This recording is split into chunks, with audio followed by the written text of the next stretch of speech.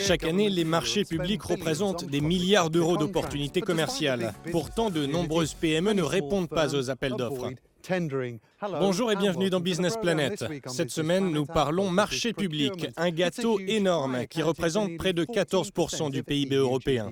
Nous sommes au Danemark pour voir comment des entreprises, suffisamment confiantes pour se lancer dans la compétition, peuvent tirer profit de ce filon relativement peu exploité par les PME.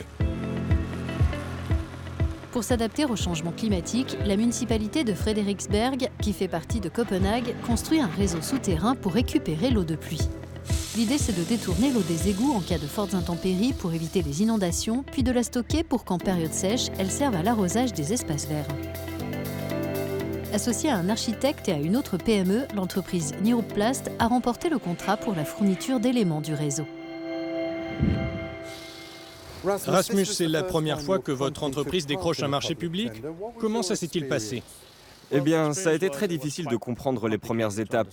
Mais au final, on a appris ce qu'il fallait faire et on a réussi. Et le fait d'être dans un consortium de 3 partenaires, ça m'a vraiment aidé. Explorer les fondations de la procédure d'appel d'offres valait la peine. Depuis que cette PME a décroché le contrat, elle a fortement augmenté son chiffre d'affaires.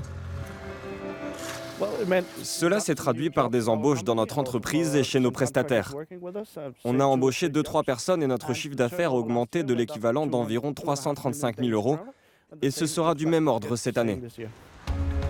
La démarche menée à Frederiksberg a été remarquée au niveau européen.